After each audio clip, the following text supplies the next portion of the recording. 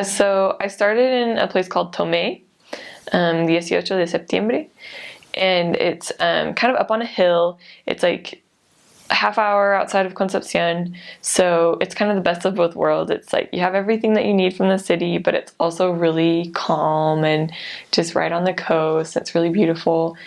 I loved that area just because it was where I started out, and the members were really welcoming, and they just really loved me because I was, learning Spanish, and my companion was awesome. My trainer, well, and my second companion, both of them were super awesome, and I don't know, I just felt really loved in that area. Everybody was just so nice, and it was a really, really beautiful place.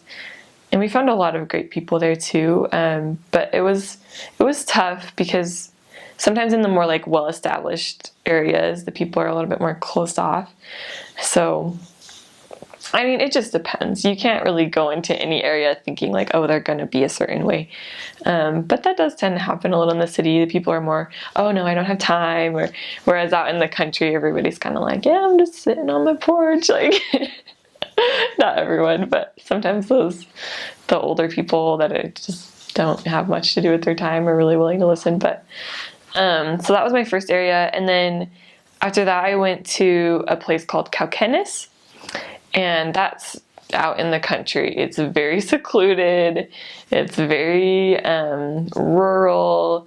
There's a lot of retired people. There's not a lot of young adults there because there's no universities there, so everybody goes somewhere else to study.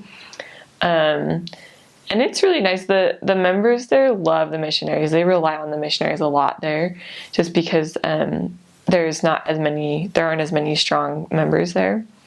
And I was there for 6 months, which is a long time because it's so like secluded and like far away from everything.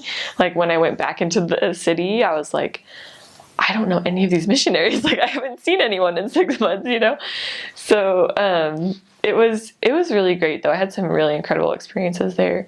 It was that was my hardest area by far, but it was also where I had some of my most like special, important experiences for my mission because it was so hard, which is always really interesting just how that works. But that area was also really special for me because I kind of shifted my focus from finding people who want to get baptized to working with the members and making sure they're okay, because there were so few strong members that it was like we would find these really great people that wanted to come to church and wanted to progress, but it was really difficult because a lot of the members weren't there or weren't able to help, and the leaders in that church, they were really overwhelmed because there was so much work divided between so few people.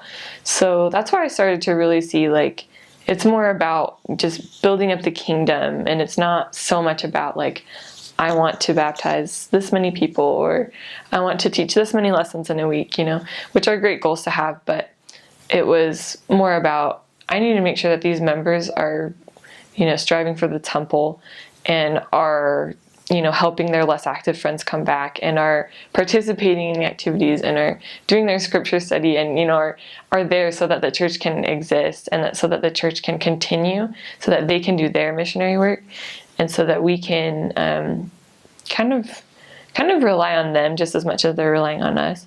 Because as missionaries, you can help the people a lot. You can teach them, you can serve them, you can help the members in that way.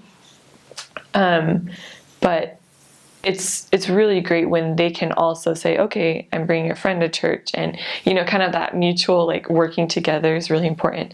So that's where I started to learn to just kind of work with the members and not so much we're separate, we're baptizing people, you're doing your job, because if they're not doing their job, it all doesn't, it all has to be one joint effort.